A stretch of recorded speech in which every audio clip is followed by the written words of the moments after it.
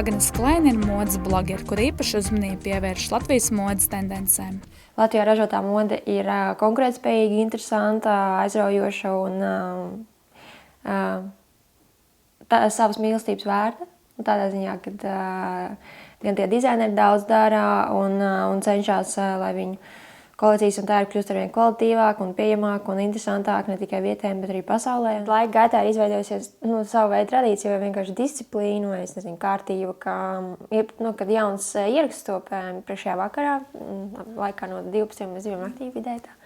Lai viņi pēc tam otrajā rītā, ja viņš jau ir gatavs, un es viņu varu mierīgi brokastu laiku iepostēt Twitterī, Facebookā, ka viņš jau ir gatavs un cilvēki viņu iet lasīt.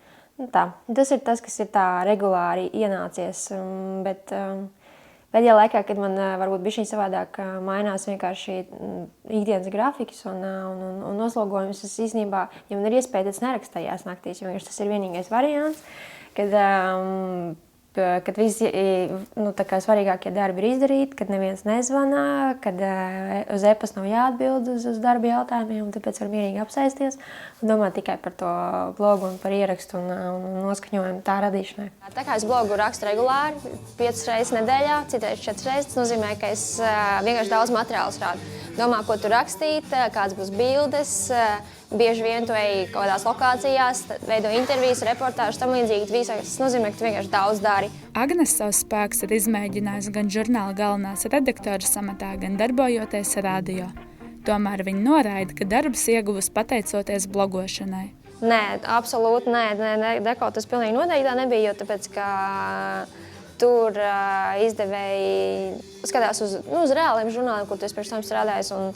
Pirms Deko es 2 gadus jau biju izdevniecībās Anti jau strādāju, un žurnālās Anti bija žurnālisti, un līdz ar to pēc tam tas bija vienkārši iekšējais lēmums izdevniecības par to, ka no žurnālistas man piedāvāt taisīt Deko un veidot viņu par konkurētspējīgāku žurnālu, nekā viņš bija toreiz pirms 3 gadiem, ka viņš man tika atdots, un tāds visnībā nevienam īpaši nevajadzīgs. To mēs arī būsim beigušas, visu to, ko es gribēju parādīt, un šo jūs beigās izdēsim žurnālā, jums būs interesantāk to skatīties, kā gatavu.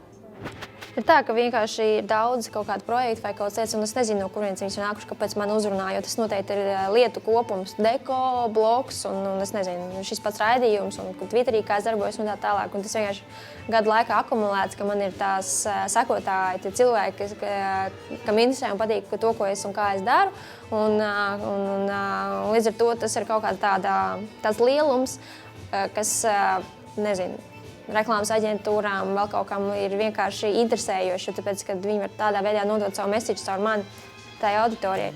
Agnes norāda, ka ar blogošanu ir iespējams nopelnīt, bet tikai pastarpinātā veidā. Tas ir tavs portfolio, kurš ir tur internetā, un visi viņu var apskatīties, iegūglējot tavs vārds vienkārši izlasīt. Tas ir tā kā vecos laikos, kad nebija interneta un sociālo tīklu un vispārējo, tad tiešām bija vērts sūtīt savu CV, uz kaut kādu darba vietu.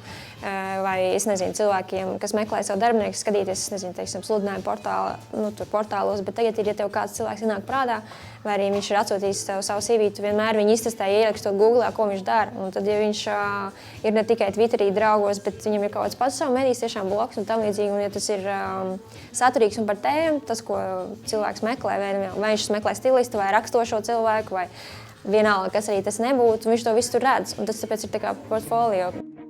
Kristaps Skutels kopš 2006. gada internetā ir pazīstams kā tehnoloģiju bloga Kristaps autors.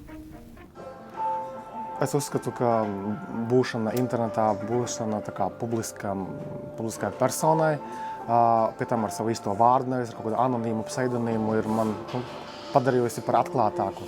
Un tā ir arī devusi vēlmi palīdzēt cilvēkiem vairāk arī. Tādā ziņā, ja es kaut ko uzzinu interesantu par tehnoloģijām, un es vēlos par tām parunāt, arī pastāstīt citiem cilvēkiem tālāk, tad es vairāk arī to nebaidos darīt. Un, protams, arī plašāks skatījums daudzām lietām ir.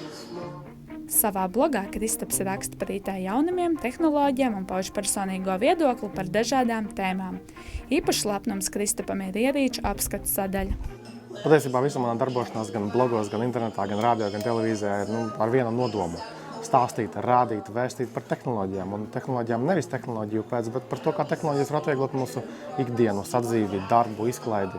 Tas ir tāds arī galvenais vadmotīvs, pie kā arī jācenšas pieturēties, jo bieži vien ir vēlme ieslīgt kaut kādā tādā tehnoloģiskā marazmā un rakstīt par to, cik vairāk procesoram, kodolu, celulu ekrānam, jo it kā no vienas puses tas ir interesanti, bet no otras puses cilvēkiem no tā ne silts, ne augsts. Ko ar tām tehnoloģijām var iesākt? Vai telefonu var iebāzt sniegā un viņam nekas nenotiks? Vai, nezinu, televizoru var vadīt ar balsi? Tādas lietas ir foršas, manuprāt. Un par tām arī jāmācās gan saprast, gan apgūt, gan arī pastāstīt arī cilvēkiem pie tam saprotamā valodā.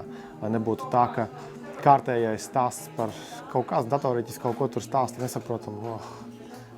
Ar to daudzi sirkst. No tā ir jātiek vaļā. Ja tu veido publiski ar savu vārdu, uzvārdu, arī blogu vai vienkārši raksti publiski, tad, un ja tu raksti labi un vienkārši norādi savām zināšanām, tad cilvēki arī par tevi uzzinās. Un arī manā gadījumā tas ir ļoti nospēlējis patiesībā, veidojot atpazīstamību personisko. Un tas ir ģenerējis papildus darba piedāvājumus, dažādas projektus interesantus, kuros es iesaistos. Un ja tie sakrīt ar manu vēlmi, tā kā tur skaidrot, stāstīt, rādīt tehnoloģijas, tā es ar vislielāko prieku arī piedalos. Tādā ziņā blogi ir ļoti, ļoti daudz ko devuši man arī profesionālā ziņā. Latvijā būs nopērkams aprīļa beigās, māja sākumā, bet jau nākošanai būs otrais modelītis Xperia ZL, kas ir mazliet vienkāršāku korpusiņu un mazliet arī lētāks. Klausies, bet šitam Sony ir vismaz uz aci ļoti laba kamera. Sony attēlu veidošana, kamera, video un fotoattēlošana ir ļoti laba augstā līmenī. Latvijā ar blogiem, blogu uzturēšanu veidošanu nopelnīt mazliet var, bet ar to visdrīzāk nepietiks, lai nodrošinātu savu normālu iztiku. Bet, teiksim tā, liekas, nozīmīgākie ieguvumi ir tie netieši ieguvumi, kas ir vēlāk atpazīstamība un uzaicinājumi kādos projektos piedalīties. Bet tīri ar reklāmiņām Latvijā iztiku nenopelnīsi, veidojot blogus latviešu valodā latviešiem. Blogošanai Sanita pievērsās absolvējot augstskolu, tāpat laikā viņai parādījās jauna aizraušanās ceļošana, kas arī kļuva par galveno Sanitas blogu tematu. Blogus vispār rakstu dēļ saviem draugiem un ģimenes, kas man viņus lasa, kamēr es esmu prom. Un tāpēc man ir svarīgi arī nodot to vēstījumu tieši manai ģimenei un maniem draugiem, jo viņi mani pazīst vislabāk. Un arī visi, ne visi bieži ir teikuši, ka viņi iztēlojās pilnīgi to situāciju, kāda esmu tajā situācijā un kā es tieku galā ar tām problēmām vai priekiem, vai viņi zina manu uzvedību, un tāpēc viņiem arī ir interesanti lasīt.